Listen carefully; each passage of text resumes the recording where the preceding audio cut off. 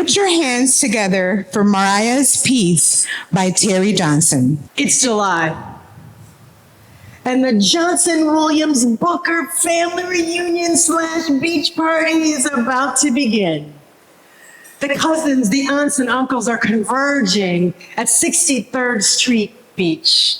You can hear the joy in their greetings. Hey, baby, come here. Let me look at you. I ain't seen you since last year. You have grown so much. Let me see your muscles. What's up, cuz? Bacon coming today? Nah, man. The baby is sick, so he's got to stay home. Yeah, man, I am so glad my kids are grown. Those newborn years are rough. Beulah, slow down. I know it's a new hit, but you don't want to fall again. Come here and give your grandpa some sugar. Tables are being set up, chairs are being unfolded, blankets are laying down. There is so much food. And because this is a Black family event, there is so much foil. Foil pans filled with chicken and ribs, and the empty foil pans for the hot dogs and the hamburgers to come. Colorful, mismatched Tupperware. Tupperware that is older than some of the people at the picnic. Filled with bean salad and potato salad, coleslaw and fruit salad. 5 coolers are lined up next to the table for the ice and the pop and the water. And you know, the adult beverage. Family favorite, bourbon slushes. And of course, the homemade ice cream. Uncle Julius is walking up to the table. He just got that watermelon on Stony Island. He puts it down on one of the coolers and says, I know this one's gonna be ripe this year, I promise y'all. This is a party that does not start until the official anthem has been played. For this family, it's summer madness.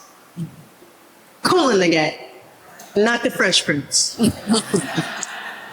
After that, it's a medley of eras where you got some Chaka Khan mixed in with some Earth, Wind, and Fire and some Sly and the Family Stone. You got some Whispers and some Motown. You got to play the Drifters for Big Mama. Yes, there will be Beyonce and there will be hip hop, but not until the Frankies arrive. Beverly and Knuckles. Everybody settles in, and Big Mama says to nobody in particular, you know, when I was growing up, Black folks couldn't go past 61st Street. No one answers her, they just nod in agreement. They all somehow understand that this is not just a remembrance, but it's a reminder. Right next to the table, there's a little girl. And she is sitting still because she has had not 1, not 2, but 3 aunts tell her, if you don't sit down and sit still. She's in trouble because she went to the water park without permission. She's wrapped up in a towel and can't really go anywhere, so she's watching, she's paying attention to her family. And she sees a circle of the aunts and their cousins sitting at their feet, listening to stories and asking questions about the history. And there's a table next to the table, there are 2 aunts rearranging the food for some reason she doesn't quite understand. And they're having the same argument they've been having since 2010. Girl, I gave you that cake plate. Dominoes are going, bid whist is going. The little girl is startled because Uncle Junius, the one who brought the watermelon, jumps up and starts screaming because he just ran a Boston in your face. The teens have now decided it is a time to teach the elders the latest line dance. Now, she's getting restless. She said long enough. She decides she's going to go see her Aunt Moriah.